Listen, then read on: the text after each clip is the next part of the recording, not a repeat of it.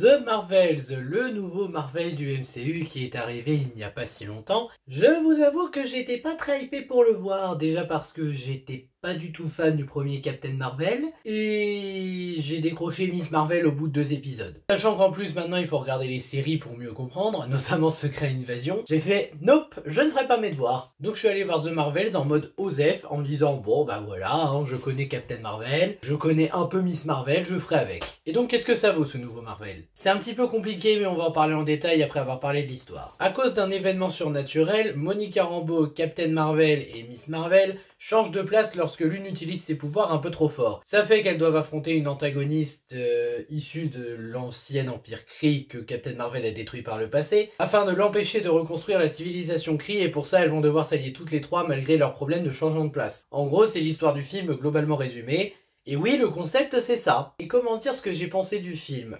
Pour être honnête, il y a un petit peu de progrès par rapport au premier film sur certains points, mais j'ai l'impression que je l'aime un peu moins que le premier film. Parce que le premier film avait beaucoup de défauts, mais bon, effets spéciaux et d'autres critères, ça passait. Le film était pas grandiose, mais ça passait. Là, pour celui-là, il y a un petit peu de progrès aussi, même certains progrès assez étonnants, mais de l'autre côté, il y a aussi des problèmes qui ne vont pas et qui nous détachent du film. Mais je vais commencer par le positif, histoire d'être sympa. En positif, on aurait Captain Marvel, joué par Brie Larson, toujours, qui est l'héroïne gardienne de l'univers, qui fait de son mieux pour s'occuper de toutes les affaires, malgré qu'elle soit assez solitaire, qui a un passif qui pèse un peu sur ses épaules, et ça fait qu'à cause de ça, elle n'a pas revu Monica, qui est sa nièce, rappelons-le, depuis longtemps. J'avoue que dans ce film-là, Captain Marvel, vous en avez fait un personnage mieux écrit et plus attachant. Alors, j'en ai vu lui reprocher le fait que là, elle était nerfée, c'est-à-dire que des fois elle est super forte, des fois elle est super nulle. C'est un bien et un mal en même temps. Mais dans le cas ici présent, déjà vous avez rendu Captain Marvel plus attachante, vous lui avez offert enfin un vrai développement de personnage. C'est léger bien sûr, mais le coup de ne pas voir sa nièce adoptive alors qu'elle comptait sur elle et que ça fait tant d'années qu'elle n'est pas venue, tel point qu'elle lui en veut, ça compte. Ensuite, Monica Rambeau, jouée par Teyonah Parris, c'est la nièce adoptive de Captain Marvel, qui ne voit plus sa mère, je spoilerai pas ici pourquoi, mais elle lui en veut de ne jamais être venue la voir après un certain événement, et même avant parce qu'elle l'attendait depuis longtemps, et depuis elle lui en veut et a du mal à lui faire confiance. Encore une fois, c'est léger, mais ça se tient. Et la relation qu'elle entretient avec Carol, justement, ça se tient encore plus. Une nièce et une tante, adoptive mais quand même, qui essayent de se retrouver petit à petit en essayant de comprendre ce qui s'est passé, ce qui les a bloqués, et ça marche vraiment. Pour ma part, je suis assez content de ce développement. Je dis pas que c'est grandiose, mais de ce côté-là, ces deux-là s'en sortent bien et leur relation fonctionne aussi. Question musique, si on oublie une musique d'action lors du premier combat, si je dis pas de bêtises, ça s'en sort correctement, les musiques passent sans plus. Question effets spéciaux, j'en ai vu certains dire que c'était dégueulasse. C'est peut-être parce que j'ai vu Ant-Man 3 avant, mais je trouve que ça s'en sort correctement avec les effets spéciaux. Bon après c'est vrai que je suis pas très exigeant, mais là en l'occurrence, je trouve que ça passe. Question symbolisme, il y a des bonnes idées. Monica, l'ancien Empire Kree pour Carol. Carol pour Monica, même pour Kamala. Il y a vraiment des bonnes idées à garder en termes de symbolisme. Et donc, un des points aussi que je respecte à moitié, et donc je vais le dire en positif, Captain Marvel est nerfée. Rappelons que dans le premier film, où elle apparaît elle solo, et même dans Endgame, elle est complètement pétée. Personne ne peut la battre. Mais vraiment, hein, Captain Marvel, tu ne la vois jamais galérer. Ce qui fait que pour ma part, c'est à cause de ça que j'avais du mal avec le personnage. Et dans Endgame, quand elle se ramène, elle fait 1v1 Thanos qui a déjà toutes les pierres. Tel point qu'il doit arracher une pierre et s'en servir pour lui donner un coup. D'ailleurs, je sais pas pourquoi, je sens que c'est la séquence que les gens se repassent le plus en regardant Endgame. Donc là, oui, elle est un peu nerfée, elle a du mal face à l'antagoniste qui, grâce à son arme, et notamment le bracelet qu'elle acquiert dans l'introduction, permet d'absorber le pouvoir de Captain Marvel. On va dire qu'ils ont trouvé une excuse scénaristique satisfaisante. Même si à côté, ça pose aussi un petit problème. Décor et acteur, ça va, et la photographie, c'est plutôt pas mal. Allez, question négative, maintenant on va un peu rigoler. Je vais commencer par 2 personnages que pour ma part, je n'ai pas apprécié dans ce film. À commencer par Nick Fury, joué par Samuel L. Jackson. C'est le moins pire, mais lui c'est surtout parce que je ne retrouve pas le Nick Fury que je connaissais. Qu'il ait un peu changé avec les années, je veux bien, mais d'où Nick Fury laisse des civils monter dans sa base secrète? Oui, en fait, je disais 2 personnages, il y en a plus, mais les autres, c'est parce qu'ils sont vraiment inutiles et secondaires pour de l'humour de merde. Qu'est-ce que vous avez fait du Nick Fury qu'on aimait? Là, je reconnais pas le vrai Nick Fury, hein. Là, Nick Fury, pour moi, je sais pas où il est encore en vacances, mais c'est pas Nick Fury, là. Mais bon, lui au moins, c'est joué par Samuel L. Jackson, même si on sent qu'il s'emmerde un peu. Et à côté, il y a Kamala Khan.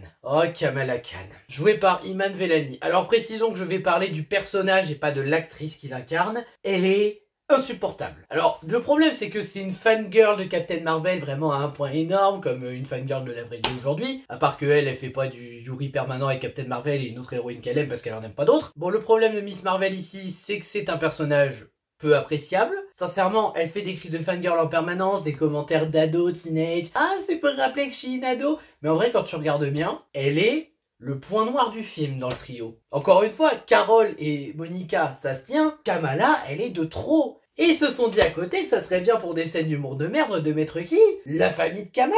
On met les parents, on met le frère qui sert à rien, on les met dans la base de Nick Fury, on les fait faire des blagues débiles. Parce que c'est marrant.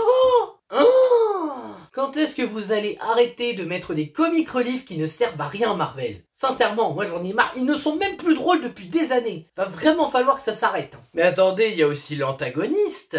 Supremor, oui, elle s'appelle comme ça. Jouée par Zéu Ashton, je suis désolé si je le prononce mal. Elle est une survivante de l'Empire Kree, elle cherche à ressusciter cet empire en se vengeant de Captain Marvel. Elle appelle l'annihilatrice. Et comment vous dire? J'en ai marre de me taper des méchantes en carton ces dernières années. Franchement, c'est un détail, mais là, cette méchante... Oh là là, mais qu'est-ce qu'elle est nulle! Elle est nulle! L'objectif est compréhensible, oui, mais qu'est-ce qu'elle est nulle! Elle a zéro charisme, elle est pas intéressante. C'est juste une personne qui se dit « Ouais, je veux me venger avec mon bâton et le bracelet! » Ouah, super, super intéressant une antagoniste comme ça. Ça a été écrit par un enfant de 6 ans. Le concept du film est à chier. Pour un détail tout con, mais en fait, le concept c'est « On utilise nos pouvoirs, on change de place ». Quel élément il aurait fallu ajouter pour que ça marche vraiment? Le changement de pouvoir, oui. Là, ça aurait été intéressant, parce que ils ont plus les mêmes pouvoirs, elles doivent apprendre à maîtriser chaque pouvoir, ça aurait été mieux de faire ça. Mais non, ici c'est juste, waouh, on apprend à changer de place. C'est nul. C'est 3 personnes qui changent de place en se battant contre une méchante en mousse, ça va pas plaire. L'attention, on n'y croit pas, l'émotion, on n'y croit pas. Il y a des leaks qui étaient sortis du film qui disaient qu'il y aurait une planète comédie musicale. Le pire, c'est que quand je la vois, j'ai pas l'impression que la réalisatrice s'est fait plaisir à faire cette séquence. Mais même sans ça, c'est une planète qui sert à rien. Je vois pas l'intérêt d'avoir fait ça. La mise en scène est pas terrible d'ailleurs, hein, disons-le, j'assume. Que ce soit l'action ou les scènes calmes, c'est vraiment pas génial. La fin est... Elle est nulle, elle est nulle pour 2 raisons évidentes, mais j'en parlerai en partie spoil. Et enfin, vu qu'il y a de l'humour de merde avec des persos secondaires dispensables, évidemment qu'on va mettre des rallonges pour essayer de vous faire rire le plus possible et que ça marchera pas. Partie spoil, bon, on va commencer par parler de ce qui a séparé Monica et Carol. Alors en fait, on apprend que Monica a été snappée par Thanos. Vous savez, le moment d'Infinity War où pendant 5 ans, eh bien, elle a été touchée par ça, Monica, et ça fait que sa mère était à l'hôpital pendant ce temps parce que son cancer s'est réveillé. Et elle est morte pendant le snap. Ce qui fait que quand Monica est revenue, elle était désespérée parce que sa mère est morte, et elle attendait que Carol revienne pour pouvoir avoir quelqu'un sur qui compter parce qu'elle était toute seule à ce moment-là. Mais Carol n'est jamais revenue parce qu'elle a détruit l'Empire Kree, à elle toute seule en détruisant l'intelligence artificielle, et donc depuis elle se voyait comme un monstre et elle n'osait pas revenir devant Monica par peur qu'elle aussi la considère comme un monstre. Bon ok, c'est un peu léger mais en vrai je trouve que ça se tient. Sinon le truc qui personnellement m'alarme le plus, alors déjà on va parler de ça vite fait, la scène post-générique. Elle est pas mauvaise, je veux dire montrer qu'il y a des variants de persos que tu connais dans un autre univers, c'est pas mauvais comme idée. Le seul vrai reproche que je ferais à cette scène post-générique, c'est le fauve. Alors, pas le fait qu'il y ait le fauve, hein, parce que je savais que le MCU allait teaser les X-Men, je veux dire, ils ont déjà piqué Wolverine et Deadpool de la Century Fox. Vous pensiez vraiment qu'ils allaient être originaux dans le casting? Donc oui, on voit le fauve dans cette séquence, et il est dégueulasse. Vraiment, les effets spéciaux, c'est les pires que j'ai vus du film. Je veux dire, les effets spéciaux s'en sortent pas trop mal, mais alors le fauve est écœurant. Mais vraiment, c'est dégueulasse. En termes d'effets spéciaux, je ne peux pas défendre le fauve. Franchement, vous êtes fort, je pensais pas que je regretterais le fauve d'X-Men 3. Hein. Et donc sinon, la fin du film qui est à chier, pourquoi? Parce que c'est Kamala qui parodie Nick Fury pour aller chercher Bishop et disant qu'il y a aussi la fille d'Ant-Man. C'est marrant, on va avoir des nouveaux Avengers.